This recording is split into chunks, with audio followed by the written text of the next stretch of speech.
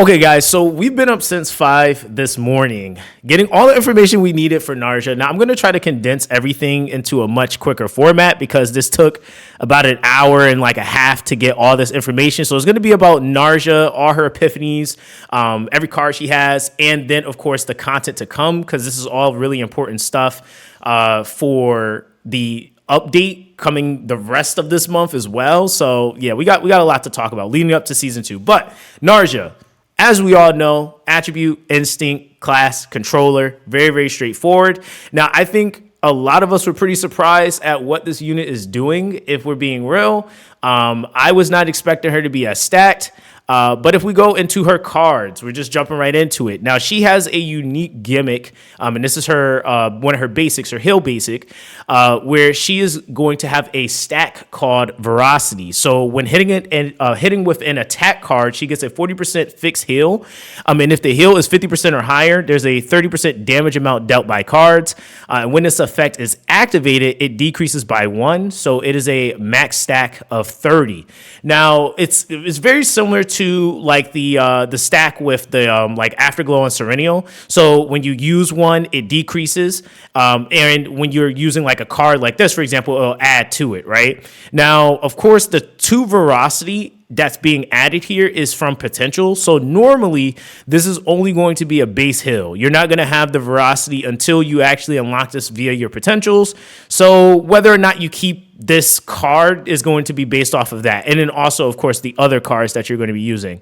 Now, with that, okay, her next card, and this is this is kind of the format they showed it in. This is her mealtime card. So I guess it's like her ultimate.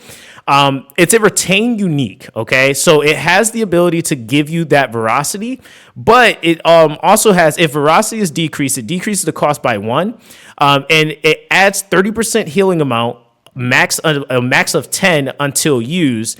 And then you also are going to be able to deal 192% defense based damage to all enemies, and you heal 120% with 4 predations on it. Now, predation is something that is applied when you're in the Veracity state. So if you're in the Veracity state, you get an additive damage increase amount dealt by your attack cards of that 80%. And when the effect is activated, it will decrease by 1.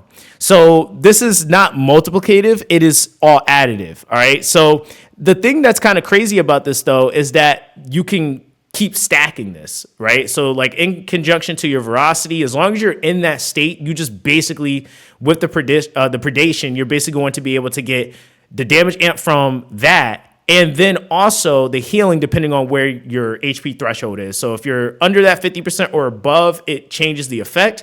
But either way, you're going to basically have that 80% additive there, right?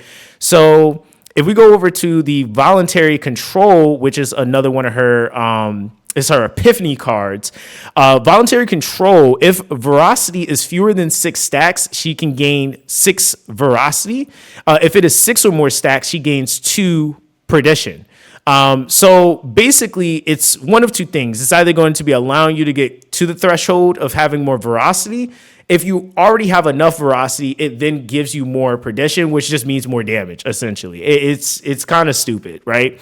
Now, going into her domain of Veracity, it's 120% defense-based damage to all enemies, increased tenacity damage taken of the target by 100% until their next ravage. I mean, obvious thing that we all kind of speculated, this character is going to work with Serennial. Really, honestly, anybody for that matter, because if you have somebody paired up with like attack weakness always or whatever it is, if they even have a little bit of, ravage damage, say like they're at like a 0.5, this is going to be giving them 100%. So now they're going to be at like 1, which now is like further increasing how much damage you'll be seeing there. So there's a lot of value that is going to be applied from this character. Oh, and the other thing that's really important to note, she's defense scale. So this means that like innately she's like going to be 1, scaling her heals, and then 2, tanky, right? And then she does crazy damage, which that's a whole thing anyway. But Of course, I think to sum this all up, I think there's, two more cards, but she has her base card for her basic attack. She only has one of these, 120% defense-based damage. And then for the last card here, which is the Bottomless Hunger, the next 2 times Veracity is activated, it decreases the cost of a random card in your hand by 1 turn. What this is basically going to be allowing you to do or pair her up with is characters that, like, for example, like Chizuru is a great example of a character that has a card that locks you in terms of being able to gain AP. So she is another character that's going to be able to add to the gimmick of being able to reduce the cost of your cards so you don't have to worry about AP generation, right? And because you're then, like, say, taking advantage of ravaging, or if you're not, either way, she's going to be able to be applicable to any of those scenarios, which is kind of insane. Now, epiphanies. This is where things get a little interesting. Now, I think outside of this card, I think every other card she has like a form of retain, unique, or lead ability. But on this card specifically, she has a couple of different ones. You have the Shackles of Hunger, 36% defense-based damage times 4. It has an attunement, which it will give you 5 Veracity, which is very similar to Hunger. If you have used that Forbidden card, it is a attuned card. There are some characters that have that effect, but it basically means like when you draw this card into your hand, it will affect that effect will proc, basically, right? So Shackles of Hunger on the second card, so the second Epiphany, or I would say E2 here, I guess, or are we going to say that? Yeah, I guess we'll say E2 there. It's a 36 zero cost, 36% defense-based damage times 2. And it has an effect where at the start of the turn, if Veracity is activated 3 or more times in the previous turn, move to your hand. And then it also has an attunement effect of 1. Okay. Now, this is actually going to be really insane because that means that, again, for a lot of people that are making those builds where, like, you say you're doing the Serenio where you have like on Ravage, you get stuff moved to your hand. Hers is more fixated on the Veracity, but like just think about it in the combination. If you already are doing X amount of hits, because keep in mind the ratio is 1-to-1, so every attack hit you do is basically going to utilize a Veracity. If you're basically, say, using a character like Serenio, for example, or Chizuru with the Create Moon Slash, you're basically going to always have this coming back to your hand, essentially, which is kind of insane, at the start of every single turn. So then going into the second one, you have a 60% defense-based damage times 3. It adds hit for each 4 Veracity owned, and it's a max of 3 times. I think that this is going to be a little bit more damage focused for her if you're trying to like get that value out of her. You have the Shackles of Hunger with a retain where it decreases Veracity by a max of 5 plus 40% damage amount to the next used attack card for each amount decrease. If 5 is decreased, then you also get 3 perditions. So the thing about this is that there are also other cards that you'll be able to pair with this in her kit that allow you to basically utilize more Veracity at once so that you can enable this type of card. Now, the nice thing is that it's a retain, so you don't have to worry about using it right away. You get to use it whenever you're ready, so you can wait until you have that number decrease so that you're guaranteeing that perdition added to it, right? And then the Shackles of Hunger, you have a 72% shield decrease, 72% shield, and it decreases Veracity by a max of 3, and it repeats for each amount decrease. So that's something I think, again, a little bit more shield focus with this card, but again, it's also kind of like a no harm, no foul because it's a 0 cost. Now, out of these, I would definitely say, like, from what it looks like for her build, the first, I would say, is definitely going to be pretty insane. I definitely think the second is going to be really insane, and I think the third is going to be really insane for her. Those are at least just like kind of just off of like initial impression, but I'll revisit that when we actually do the breakdown video. Now, her next epiphanies, this is for the Bottomless Hunger, okay? The first one, 3 Veracity. The next 2 times Veracity is activated, decrease the cost of 1 random card in hand by 1 for 1 turn. This is, what is the name of this card? It's not the, is it Gluttony? Very, very similar though, but it's just more Veracity procced, which is really cool. So you have another variation of something that can allow you to reduce the cost of the cards in your hand.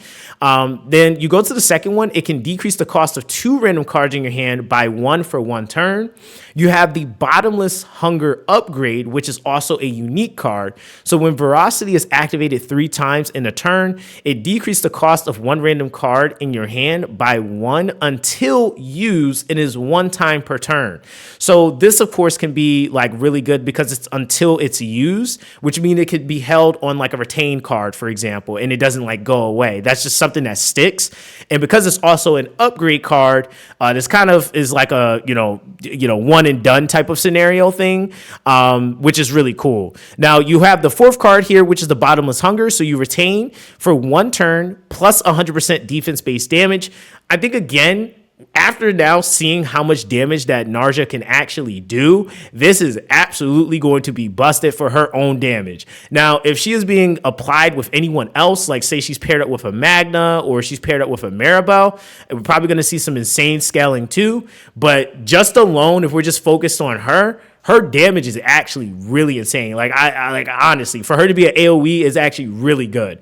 Now, her last card here, which is a lead card, which is really, really good, 7 Veracity. And then for 1 turn, each time Veracity is activated, you get a plus 40% damage amount to the next mealtime. Now, the thing is that I think because mealtime is a pretty big activation card for her, it is also a unique card, so you cannot duplicate that card either. I definitely will say from the ones that I've seen, I definitely think like any of the ones that are reducing the cost, I think the unique, just because it is something that can be utilized when you rather use it versus like it just being in that same turn can be really good. But I think that lead is definitely going to be something that is going to be pretty, I'm not going to say problematic in a bad way, but problematic for the enemies, to be honest, because that's a ton of Veracity that you'll be able to get. And then in conjunction to the damage amp that you're getting, this is another way for you to further scale that AoE, which is ultimately what you're kind of building up to with her entire kit. Now, if we're looking at voluntary control, this basically is what is this? I guess it's a really interesting card because if Veracity is fewer than 6 stacks, you gain 9 Veracity. If it is 6 or more stacks, you get 3 Perdition instead. That, of course, can be a trade-off if you're actually scaling a ton of the Veracity, because remember, it goes up to 30 stacks. That just means that instead, you're just always going to be getting a damage amp instead of just trying to further, stack that Veracity, because you don't really need it much at that point then, right? Going into the second one, it says if mealtime is in the draw pile, move to hand, and if it is in the graveyard, you get 3 more rounds for 1 turn. In my opinion, I think that this one's going to be absolutely busted just because, again, mealtime is one of the primary cards that you're really trying to utilize as far as her source of like excess utility, it's damage, it's heal, it's kind of everything. So considering that you have 2 different effects at a 0 cost that can be applied here, you get 3 morale, and then like let's just even say like for example you get a Divine Epiphany where you have I don't know, it could be literally anything where now it's drawing or you're even generating AP. Like there's so many different things that you can do with this for the 0 cost effect that it has. Now going into the third card here, we have for 2 turns, each time action count of the target is decreased, you will get 1 Veracity. Now, what's really interesting about this, because the action count of the target being decreased, you get 1 Veracity. That is going to pair up well with a with like cards like Rally, for example. That's a really, really good card for action count decrease. I'm not sure if the Void card will actually apply to the voluntary control because that's more of a rubber band, and it's like technically like the unit will be at like say turn 5, drop to 4 and go back to 5. So that's like something we'll have to test to see if that actually applies. But if it does, then that could be really, really good. But we have the voluntary control, which is a unique. So it's 10 Veracity, select 1 attack card and 1 Perdition each time that card is moved to hand. So what's funny about this is that you could literally select, like, say, for example, your mealtime card, and I mean, GG. That could also be any other card. It could be any of the cards, like, for example, like, say, Serenio, where Serenio has a lot of cards that naturally get moved back to your hand. You can select any of her homing lasers, like, say, for example, the meta one that a lot of people are using with the 1 AP on it. And every time that you get that card back into your hand, you're basically going to be getting a perdition generation from that. And also on top of that, that's just going to be overall scaling the damage that's being dealt, right? Then the second unique that you have is each time a basic attack card inflicts a hit, 1 veracity plus 50% damage amount to basic attack cards, which just kind of opens her up to be utilized with other characters that use a lot of basics. If I'm not mistaken, I think you got characters like Luke, you got characters like Renoa, you got Malin. You have a lot of characters that you can use and that you typically will use a ton of basics with. And I think that that's something that like kind of opens her up to have a lot of utility, which is kind of insane. I'm just saying. It's kind of insane. Now, going into the next set of epiphanies, how many more do we have? I think this is the last set. This set of epiphanies here, Domain of Veracity, you have in the first one, it's 120% defense-based damage to all enemies. It increases tenacity damage taken of the target by 100% until their next Ravage. And on Ravage, you're able to gain 3 Veracity. Again, obviously, you can put this with any character that's going to be Ravaging, but I mean, we're just going to slide Serennial into the self-insert position here because, yeah, I mean, that was kind of the Ravage gimmick unit. Obviously, we have Selena as well that also is like extremely versatile in ravaging. So, I mean, to be fair, like that's definitely going to be really insane because that now means that on top of the scaling that those characters may have innately, there's just even faster breaks, which must mean that we're probably going to get content that has crazy long tenacity bars because this wouldn't really be that valuable on like a 3-bar tenacity character. But now if characters start showing up and they have 10 bars or, you know, more on their tenacity, then that could get really crazy. Now, with the second one, we have 120% defense-based damage to all enemies for 2 turns, plus 100% defense-based damage. And the damage taken, or sorry, defense-based damage, defense-based damage taken by the target. So with this is again another card that, and I'm kind of wondering if those two things will stack, because if so, then that'll be like what, 200% additive, which is kind of insane. Again, I think that this is another card just to, again, kind of self-insert herself for damage, but it also could be really, really good when you're talking about Magna, Maribel, all those other crazy, like, especially Magna with the vulnerable and stuff like that. I think that that's absolutely going to be insane. Now, the third one here, we have 180% defense-based damage to all enemies. When hitting the target for the next 5 times, you heal 40%. I think this is, again, a little bit more focused on like multi-hit. So I can see like units like Yuki really taking advantage of this because she can hit so much innately. And especially with like the inspiration combo, which is funny, they actually did show Narja paired up with Yuki. So I feel like that's actually going to be kind of insane, just AoE in a sense. But then we have the Domain of Veracity with a 3 cost on a retain, where it does 380% defense-based damage to all enemies. And if granted both Veracity and Predation, activate it 1 more time.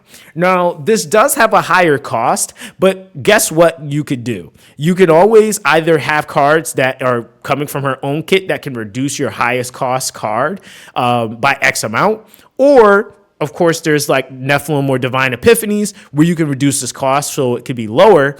And having both of those to have that activate twice is kind of insane. And considering the numbers on how hard she can hit, having this hit twice, I'm almost going to like just bet is going to like literally kill anything that is in an AoE scenario. Because I think in the showcase they had her hitting like it's like 2-3K AoE, and she wasn't even like fully stacked and didn't really have morale all the time. Like she's like kind of insane if she's ramped. So I don't know, man.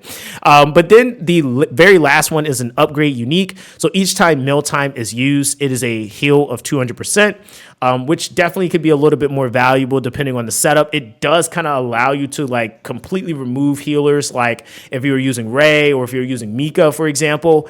This is definitely a really hard argument to push the Mika. Other than a couple of other factors, she is a little bit more AP focused, but I mean, you still get that healing potency and potential, I should say, from her. Even though the heals aren't as high scaling, there's just so much healing that can happen.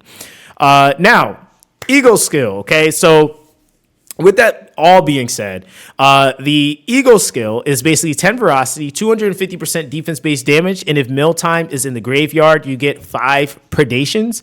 And this is, of course, not seeming like it's crazy, but again, remember, this is something your entire party gets to take advantage of, and more than likely, when you use this skill, you will probably already have, cards already like activated or veracity already stacked. Like you'll have so much already going. This is just going to be a crazy nuke.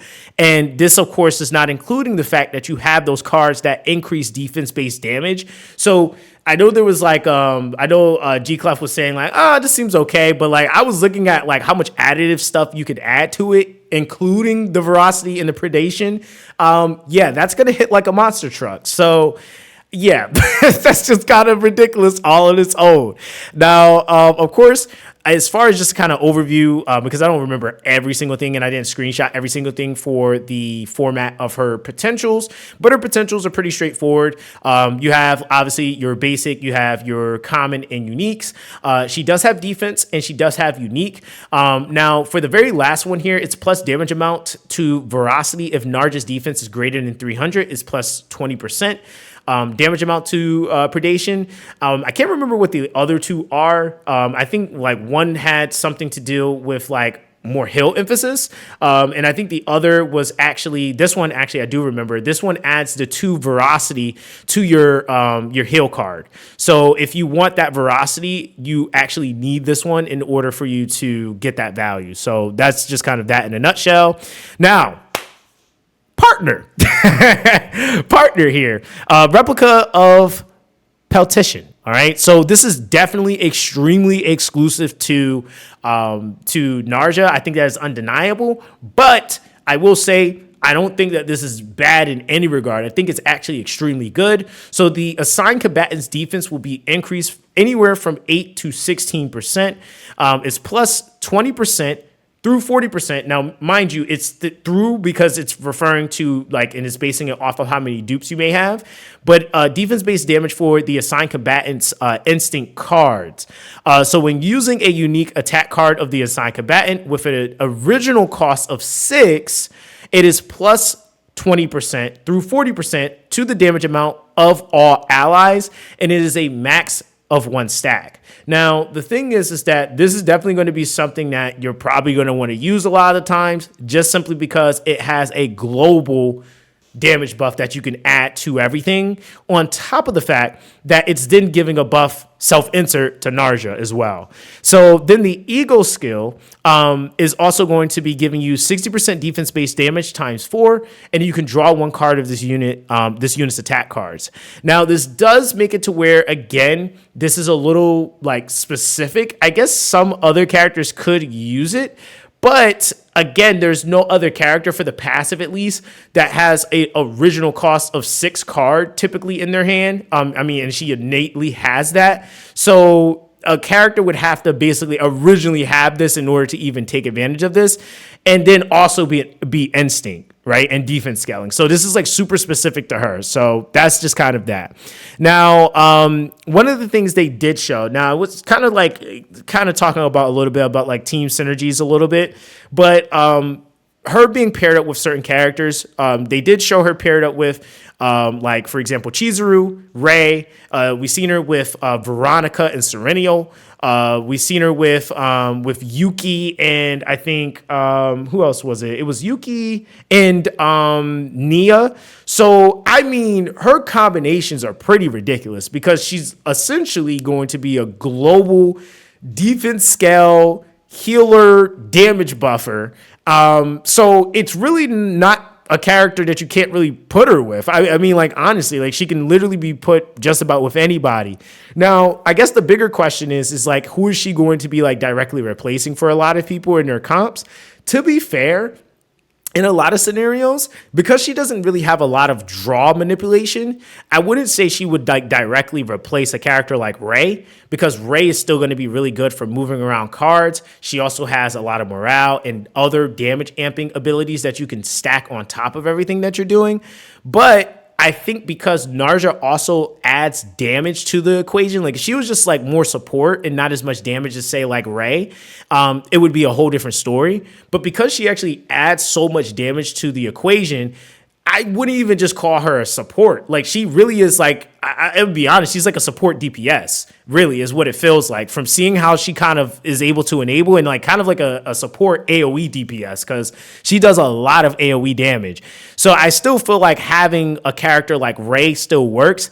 It really is going to be characters like Mika that she's going to be essentially kind of slotting out, because she's going to be able to reduce your cost, so you don't really need as much AP gen. If you do need the AP gen, I mean, you can get that on the card if you really want to from any of the characters. So there's a couple of different things that would be a little bit scenario based as to why you may want a Mika over a Narja.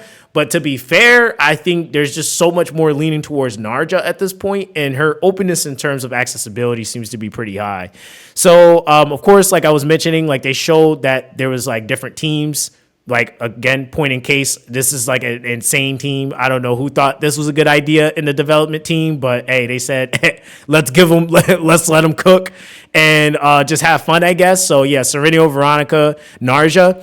Now, real quick, I want to just kind of quickly recap on all the major updates that's going to be coming. Story skip, unidentified, fast forward, feature improvements, memory fragment UI stuff, simulation reward distribution. We have the Amir lobby. We have waypoint loot acquisition. I'll kind of break that down a little bit better. Epiphany Center, intensified breakdown, new trauma codes, and also agent vertical view feature. Okay. So let's see. First thing, fast forward function. This is actually a real legit fast forward function. So in the picture here, you can see we have 3 times. We have an auto button. This is literally going to be God tier. Look at that. Look at that. I'm zooming all the way in on that because that should have been added to begin with. We now have that. So that's going to be pretty cool. Same thing with the story here. You can see that we're going to have that skip like button. So any of you guys that are going to be starting out new, which I will have a video coming for that, you'll be able to just kind of skip ahead. Keep in mind, guys, usually we're streaming on Twitch. So if you guys have questions, twitch.tv/Zoxaskun, make sure you guys come through. But with all of that being said, it's very straightforward on what that part of the update is going to be looking like. Now, UI improvements, what they basically did to fix some of the issues, I won't say it fixed all, but some of the issues that we were having with memory fragments, they basically made sure that they added a couple of different things here. We have a display all current equipped memory fragments, combatant valid option highlight. We have continuous upgrade features added, display option upgrade count, memory fragment discard feature added, and then we also have memory fragment sorting improvements and equip recommended feature improvements, right? So some of the stuff that they actually showed, there's actually new symbols now that are attached to equipment. So it now makes it to where you don't have to click on anything to be able to identify it. You can just go off the visual and know, okay, this is this set. I'm going to plug in, put it here.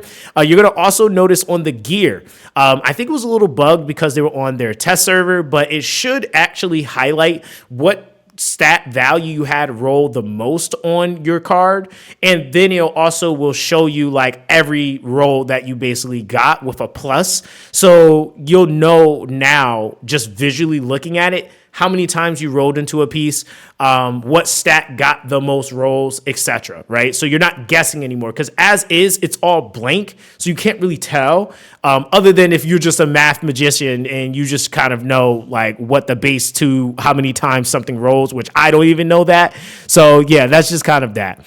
I think the other thing that they added with this too, it was showed in the live stream, but it's a discard feature.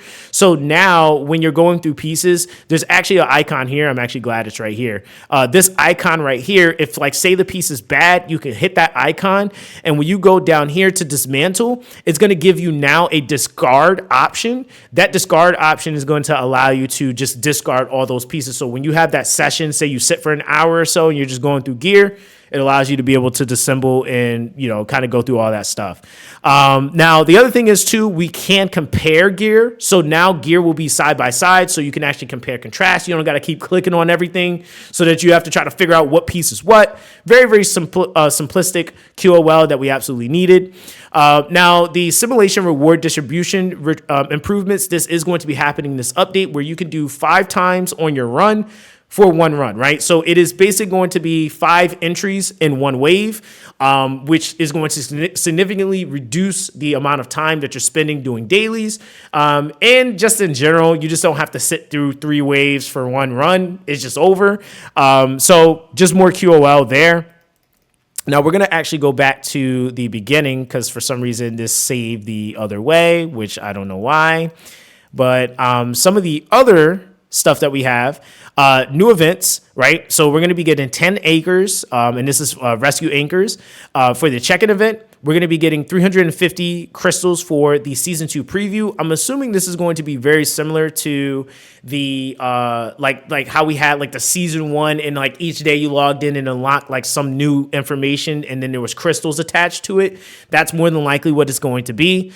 We have the overdrive simulation, so double currency event. So this is going to be now us going into a constant regular rotation of double drops, which is really nice. And so that'll probably last, I would assume, the same amount of time, maybe anywhere from 4 days to a week. So we'll see. And then we have the Guardian of the Ark growth support event, which is going to be giving us 480 crystals as well. So there is that. Now, going into the end of the month, we are going to be getting a Codex unique option update details. It's combatant balance patch details, which is going to be the biggest update we'll probably be getting, because this can inherently change every single character that we know to man. So, I mean, we're talking about like Tressa, we're talking about Cassius, we're talking about, we'll probably even see like some of the other base ones that they've been emphasizing and talking about, Orlia.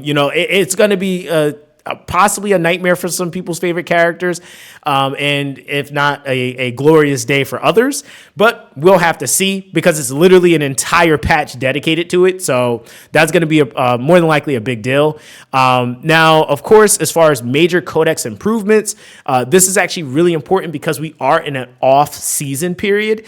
They improved the zero system, so Codex merges grade is unlocked based on the chaos difficulty cleared in the galactic disaster. So now the zero system and the galactic disaster, which is the season that we just went through, is merging. So you don't have to go through and redo. It's just going to be all merging. So like you can still mess around, do forbidden cards, do all that stuff that you were doing, and even doing the Lab Zero manifestation. So that will still be an accessible thing. They're going to increase the level gained when clearing the zero system codex.